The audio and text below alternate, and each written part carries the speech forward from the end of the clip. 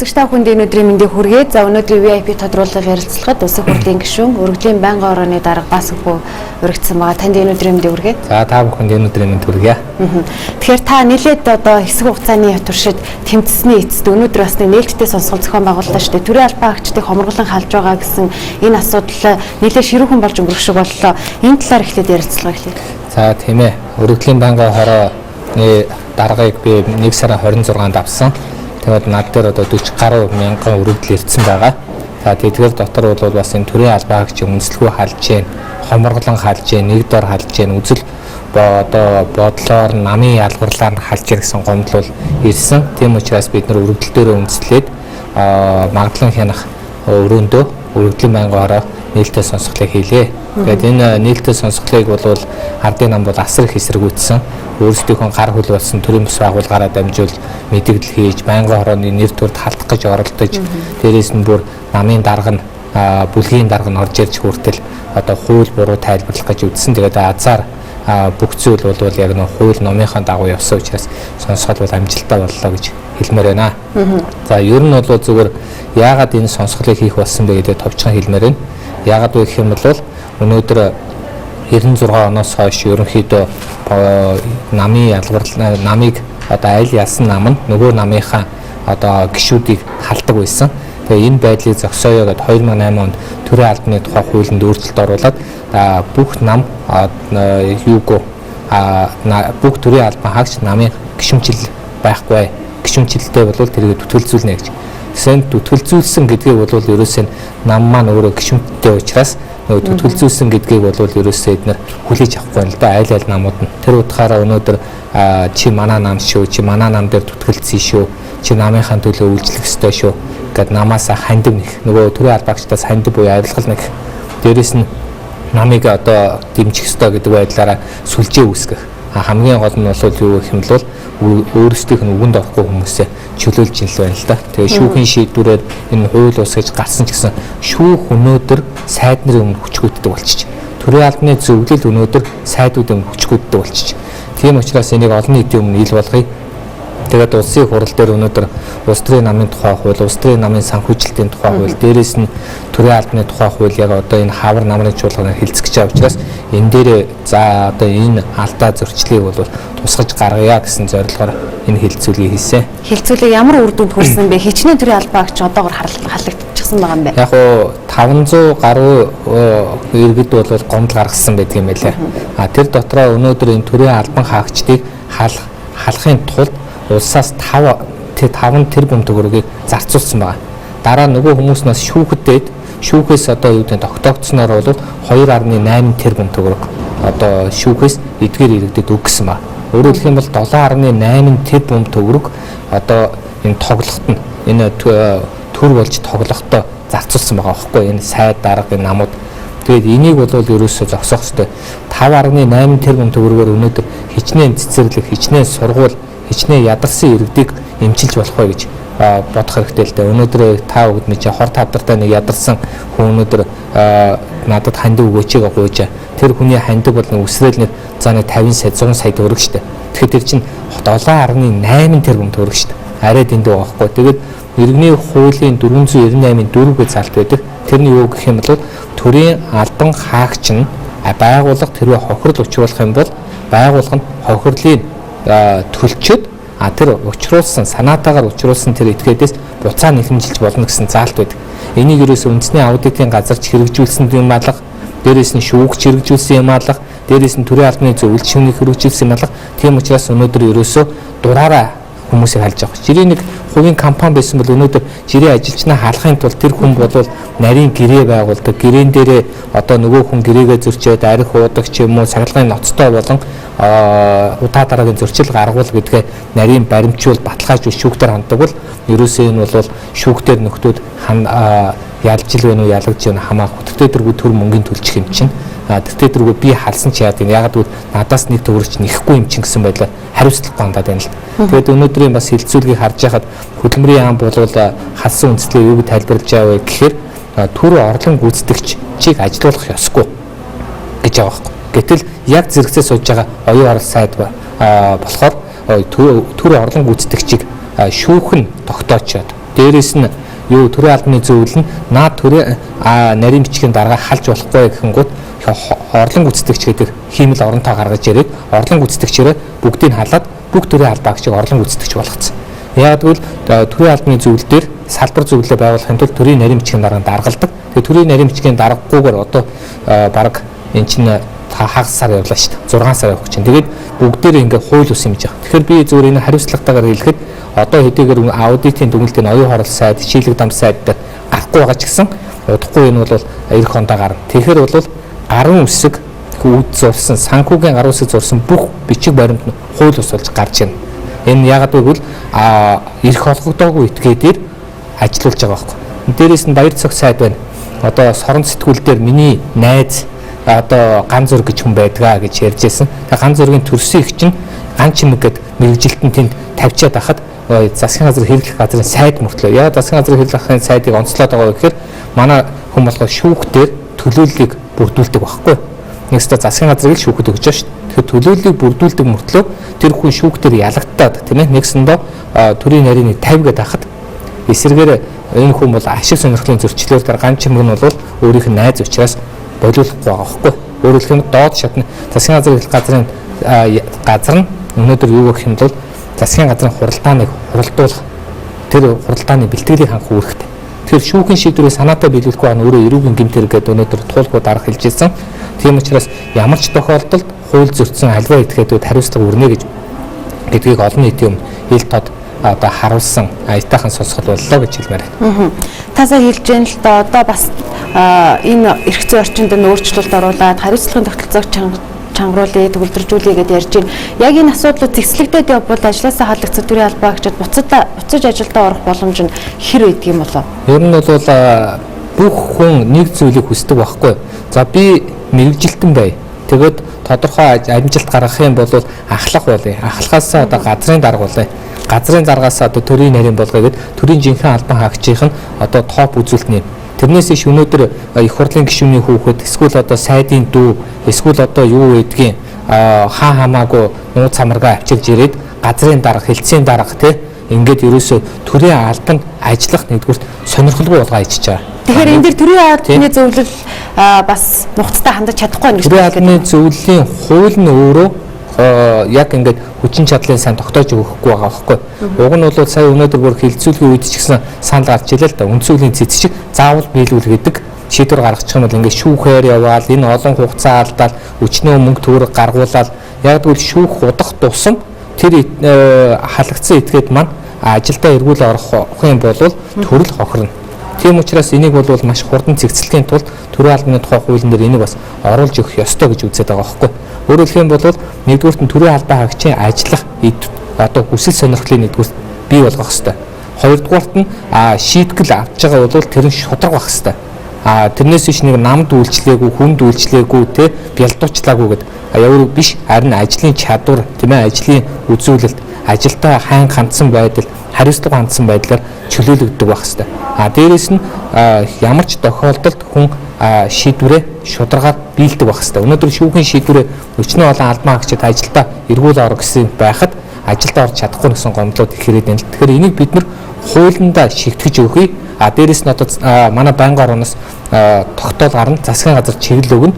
Тэгээд энэ чиглэлийг богино хугацаатай өгнө. Энэ богино хугацаанд тэд биелүүлэхгүй бол холбогдох сайдуудтай бид нар хариуцлага тооцохоос гарц байхгүй. Энэ бол өнөөдөр төрийн албан хаагч бол байх мөнхөө үдэм одоо Монгол төр байгуулалт мөнхөд байна. Улс төрийн албан хаагч бол солигддог хугацаатай албахгүй. Тийм учраас өнөөдөр ингэ төрийн албаны тогтвортой тэгээд мэрэгсэн тэгээд чадварлаг байдлахын төлөө явна гэж үзэж байна да. Өөрөөр хэлэх юм бол төрийн албан хаагчид бас дархлааж байна. Японд өнөөдөр 6 удаа 7 удаа юу гэх юм засгийн газар огцороход дэлхийн ер нь хөгжилтэй бүх оронд тийм байгаа шүү дээ. Засгийн газар нь огцорно, парламент нь тарно, тийм ээ. Их хурл нь одоо юу гэдгийг янз бүрийн байдалд одоо савлгаатай байна уу үл хамааран төрийн алба хэвийн үйл ажиллагаа болж байгаа шүү дээ. Гэтэл өнөөдөр удахгүй багш нараа төрийн албанаас гаргаад намын хариалтаа болгох юм билээ. Эмч нараа төрийн албанаас гаргаад бас намын хариалтаа болгох гээд байгаа юм билээ. Яг тэгвэл нам нь гишүүнтэй болохын тулд нөгөө ардын нам чинь 190 мянган гишүүнтэй гэж хэлсэн чинь харамсалтай нь худлаа болцсон шүү дээ. Яг тэгвэл Монгол ардын хувьсгалт намд бол 50 мянган гишүүн байж байгаа. Өөрсдийнх нь хувьд бол худлаа ирдэг учраас ихэнх гишүүд нь бол бидэнд бол идэвхтэй үйлчлэхгүй байгаа. За арчилсан нам бас өөрсдөө хэдэн гишүүнтэй гэж хэлдэг. Тэгээд нөгдүүд фракцад хуваагдаад ингээд ерөнхийдөө хэцүү болсон учраас гишүүдийн тийг өөрсдөө ингэж нөгдөө боолчлон богтолж авахд ийм юм хийгээд байна л да. Хоёул хэсэг хугацааны сургалгааны дараа эргээд ярилцъя. За тийм.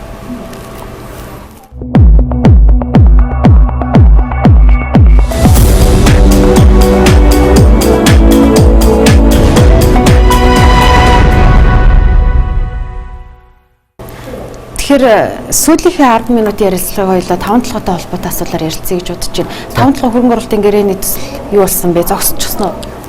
Ерөнхийдөө улсын их хурал дээр том ажлын хэсэг гаргая гэж шийдвэр төрсэн гэж би дуулсан. Ер нь бол энэ 5-толгоон гэрээ зогсоох юм уу зогссон асуудал огт байхгүй. Яагаад гэвэл ер нь бол Монгол улсын бүх иргэн бараг бүх хүмүүсийн 5-7 яваасаа энэ гэрээний ороосоо гэж манад ирүүлсэн одоо гэрээ нь бол хөрөнгө оруулалтын гэрээ гэсэн боловч хөрөнгө оруулалтын гэрээ биш. Операторын гэрээ байсан. Операторын гэдэг нь болохоор ажил гүйцэтгэх гэрээ гэсэн үг. Нэгдүгээрт нь. Хоёрдугаарт нь бол Эрдэс 5 толгой гэдэг компани оролцоогүй болгоод ерөнхийдөө засгийн газар оролцоотойгоор орохдоо ерөөс засгийн газар бүх эрхээ хойш нь тавиад 51% юу энержи ресурс 49% Шинхуа гэдэг өөрөөр хэлбэл гадны компаниудад өгөхөөр тохирсон. За тэгээ ингэж өгөхдөө хамгийн харамсалтай нь нөгөө бидний 20%-ийг эзэмшдэг 1072 хувьцааг бол ерөөсөө үнгүү хоосон тоо гэдэг үндслээр хандсан. Гэтэл бид нэр байнга хэлээд байгаа л да 1072 хувьцаа бол бид нар авилгалтай тэмцэх газрын хөрөнгө оруулалтын мэдүүлэгт бүртгүүлдэг бидний өмч байхгүй юу. Хоёрдугаарт нь бид нар үл дивиденд авах хэрэгтэй. Тэгээд энийг бол зөвхөн аман дээрээс нь $30-аар нүүрсээ зархад эдний одоо хийж операторын гэрээ болохоор юу гэвэл угаах нүүрс буюу хамгийн багадаа $85-аар дээд нь $100 тооцсон байна. Тэгэхээр бид нар $30 тооцоход жил бүр $95-ыг нэг иргэн авахар байгаа байхгүй. Тэгээ тэр мэрийг шууд хаяад ерөөсөө нэг яралтай энержи ресурсыг өрийг төлөвлөхийн төлөөлөл ингэж яваад байна. Олон улсын байгууллагаас бол энержи ресурсыг бол өртөө гэдгийг нь бол ерөнхийдөө олон нийтийн хэвлэл мэдээлэлээр бол гаргасан байгаа. Бараг дампуурах гэж байгаа гэж. Тэгэхээр өнөөдөр яагаад ингэж байгаа гэхээр ухаан худаг гэдэг огт хамаагүй ухаан худаг гэдэг одоо юу гэдгийг өөрсдийнх нь энержи ресурс миний компаниг авцсан компани чинь 5 толгой гэдэг компаниас бол хэвийн үйл ажиллагаа явуулахад ухаан худгийн зүйлийг бол огт авахгүй байгаа. Яг бол ухаан худаг $80 зармаар байна. Юу болохоор 5 толгой $30 зарж байгаа. Тэгэнгүүт нөхдүүд энийг ингэж бөөндөө өөрийн болгож аваад юу гэдгийг өөрсдийнхөө алдагдлыг л нөхөх гээд байгаа байхгүй.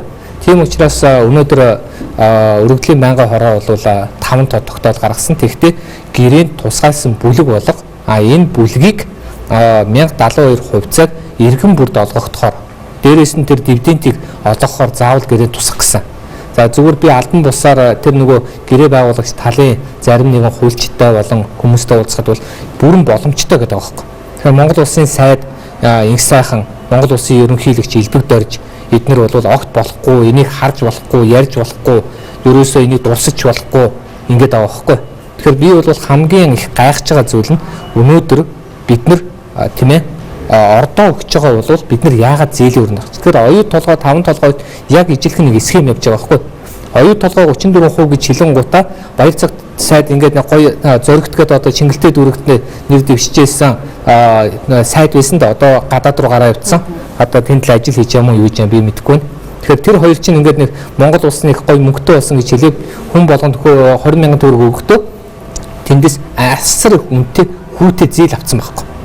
Тийм учраас бид нар оюут толгой хөрөнгө оруулалт нэмэгдэхийн ирээр бид нар өрөнд орж байгаа. Бид нар тэндээс нэгч ашиг олохгүй. Тэгсэн сая бас $200 сая бид нар зээлэх гэж орж ирсэн. Яг л сайхан бэлэг сайд мэдээлэлтэй хэлсэн шүү дээ. За хүн болгон 100,000 төгрөг өгнө гэдэг. Бид нар 100,000-аар хараа баярлж болно. Гэтэл хаанаас авах гэж? Нөгөө нэг айхтар компанийнхаа зээлж байгаа мөнгөөс нь авъя. Тэгээд авахтаа бол хүүтэй авъя. Дахиад бид нар энийг өнөөдөр иргэн бүр мөнгө төлөөд одоо ажил хийгээд тэр 100,000-ыг авсныхаа төлөө ажил хийгээд тэр хүүгийн төлөхгүй шүү дээ. Бид нар ордоо ашиглуулж байгаа юм чинь ашигаас нь л авах хэрэгтэй. Тэгэхээр ашигаас нь энэ гэрээг аваач, энэ гэрээг өгөөч гэдэг дээр л гол маргаан мэтгэлцэн гэдэг юм уу яваад байна л да. Тийм. Таны хувьд 5-7 гэрээтэй хэр сайн танилцсан бэ? Дээрээс нь маш ноцтой заалтууд гээд хэд хэдэн заалт байгаа штэ. Энэ талаар та ярих уу? За ерөнхийдөө бол би өөрөө хуульч хүн гэрээтэй танилцсан гэдэг бол бас нарийн уншиж судлах зүйлүүд байгаа. Ерөнхийдөө бол гэрээ улсын хурлын гишүүдэд ирээд нэг 3 хон хонжин. Тэгэхээр тэр утгаараа бол бидний хувьд миний хувьд бол ерөнхийдөө сайн танилцсан зүйл бол одоохондоо алга байна. Зөвхөн ерөнхий гадна талаас нь л би нэг зүйл зөвхөн хэлэхэд жишээлбэл гэрээнд энержи ресурс корпорац гэж байж байгаа байхгүй. Тэгэхээр энержи ресурс корпорац гэдэг бол юун дээр огт дурддагдаагүй. Сонгон шалгуулалтанд дурддагдаагүй бие даасан компани байж байгаа. Тэгэхээр ер нь бол гэрээний онол гэж байна л да. Гэрээг ихний ерөөсөө ажиглахад бол 4 зүйлийг л харах хэрэгтэй гэдэг нь нэгдүгээр гэрээний талууд хин. Хоёрдугаарт нь гэрээний үнэн хэдний. Гэрээний зорилго нь юу вэ? Тэ? Дээрээс нь гэрээний хариуцлага юу ингээд ийм 4 зүйл дээр дүгнэлт хийх хэрэгтэй байдаг.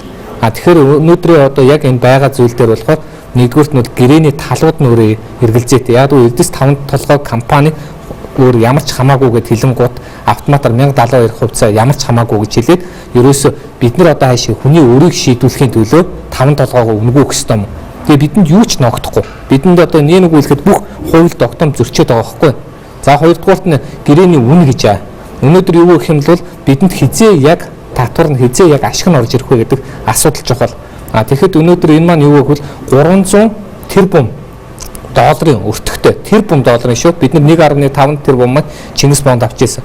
Тэрбумын өртөгтэй нүүрсийг өнөөдөр авахдаа эдгээр бараг одоо юу гэвэл 30 жилээр ашиглана гэж байхдаа өнөөдөр Монгол улсад одоо сая их хурлын даргачлалсан шүү. 21 жилийн дараа л нэг 2500 төгрөг оногдохоор тийм алдаатай гэрээ хийчихэд байгаа байхгүй. За 3 дугаарт нь гэрээний үүрэг гэж аа.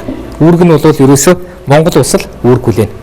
Тэднэрт ямар ч үүрэг байхгүй. Яг гэвэл ажлынхны явцад ямар нэгэн байдлаар жишээ нь байгальд нөлөөлөл байдал нөхөн сэргээлт хийгээгүйгээд эн чинь ажил явагдахад зөндөл одоо хяналт тавьж гэрээ цуцалж болохгүй. Тэгвэл Монгол улстай маргаангүй бид нар Англид очиж маргах юм байна л да. Дээрээс нь бид нар өнөөдөр альва гэрээг хийж байгаа бол гэрээ байгаа газрынхаа арбитрийг сонгох эрх нь байдаг. Энэ бол олон улсын гэрээ гэж байгаа бол тэгвэл аюулгүй байдал гадаад талын байнгын роогоор яваад цаашаага улсын хурлаар орж ирэх ёстой. Тэгэхээр нь олон улсын гэрээ биш аж ахуйн нэгжийн гэрээ байхгүй. Гэтэл аж ахуйн нэгжийн гэрээ бол тухайн гэрээ хийсэн газрын арбитрийг сонгох ёстой. Яг гэвэл энэ бол ер нь гэрээний бас нэг зарчим байгаа. Гэтэл тэрийг огт хийхгүй. Дээрээс нь түрүүний хэлжсэн гэрээг өнөөдөр за яг ингээд байгуулъя гэх юм бол 2 сая иргэнд ямар ч ашиггүй хугацааны даваад үзэхэд за 20 жил вэ 30 жил вэ хэрэв бид нар 30 жилдээ аваа 60 жилдээ вэ бид нар улс маань ямар ч өргөө дээрээс нь бид нар жил болгонд дивиденд аваад ингээд $100 явж болно үстэй. Гэтэл оюу толгойг бол аимшигтайгаар л өөрчсөн шүү. Энэ бол оюу толгой жинхэнэ л өөр гэдэг нь яагаад бид нар нэг хууль дүрм мэдгүйгээс нь далимдуулж одоо иргэн болгон тэрийг сайн мэдгүй шүү дээ. Өөрөлдөх юм бол 34% бид өмчлөлөө. Гэхдээ та надад мөнгө зээлүүлчих. Таны мөнгөөр би хөрөнгө оруулалт хийлээ гэж хэлж байгаа байхгүй. Таны мөнгөөс авсан мөнгөө та дугуйгаад өгөөч гэд иргэн болгонд одоо эх орны ишиг гэд 20,000 төгрөг өглөө шүү. За ингээд намайг сайхан сонгоорой гэж хэлээл манай энэ ардын намынхан маань хэлээл тэгэл бид нар өнөөдөр оюу толгоогоос хэдэн мянган зис орсон ч тэр алтаасан 1 секундэд 1 тонн 500 литр усаа бид нар оюу толгойд шахаж байгаа шүү. 1 тонн 500 литр ус. Аимшигтай гоц. Одоо тэгээ 5 толгой яг адилхан тийм болох гэдэг байгаа байхгүй. Өөрөөр хэлбэл бид нар хараад за 2% одоо энэ чинь 5% байдгийг чи 2.5% реалти нэртэй байгаа. Гэхдээ тэд нар чи өгөөд өөрсдийнхөө зарлаа хасж хагаад дагаа ашигаас төлнө гэж байгаа байхгүй. Ашигаас ашигын татвар байхгүй. Дээрээс нь одоо эдний хувьд юу гэх юм нэг эзэмшлийн нэг 5% ч гэнэ өстө өчүүхэн юм байгаа даа байхгүй. Тийм учраас бид нар юу гэж хэлж байгаа зөвхөн газар дээрээс нь бид нар өөр нүүрс мөс авах байли. Газар дээрээс нь зөвхөн одоо $30 авахд $95 байна. Энэ бол ерөөсөө энэ захын хүн бараг хэлээд өгнө. $30 авах. Тэдэнд $55 байна. Зардал бүх юм. Дээрээс нь бид нар яагаад төмөр замын минь эдгээр авах гэдэг нь ойлгомжгүй байхгүй. Яагаад төмөр замыг авах гэдэг юм бэ гэж. Яагаад гэх юм бол монопол болох гэдэг байхгүй. Дараа нь бид нар юу гэдэг яагаад гэвэл эн чинь бүх 5 толгойг бид тууга тавьчихаагүй шүү дээ. Ганцхан цанхын асуудал ярьж. Цанхид төмөр зам өгчөөр бид нар дараагийнхаа юм ашиглуулахын тулд хинт төлбөр төлөхээ. Цанх ашиглаж байгаа нөгөө ухаануудыг ашиглаж байгаа компаниасаа түрээсээр бид мөнгө төлөөд нөгөө нэг юу гэдэг юм бидэнд оператор хийж байгаа компанид бид мөнгө төлөөд нүүрсээ ашиглуулах гэдэг шүү. Тэгэхээр энэ чинь үндэсний аюулгүй байдал юу болох вэ? Өөрөөр хэлэх юм бол энэ 5 толгойн цанхийг ашиглахынхаа төлөө төмөр замыг бүр 30 жилээр 60 жилээр өгнө гэдэг бол энэ бол Монгол улсад тун хортой бөгөөд аюултай үзэгдлээ л гэж хэлмээр байна. Тийм. За баярлалаа танд ажлуудад ирж мэдээлэл өгсөн. Таны ажилд амжилт хүсье. За баярлалаа та бүхэн ажилд амжилт хүсье. За баярлалаа.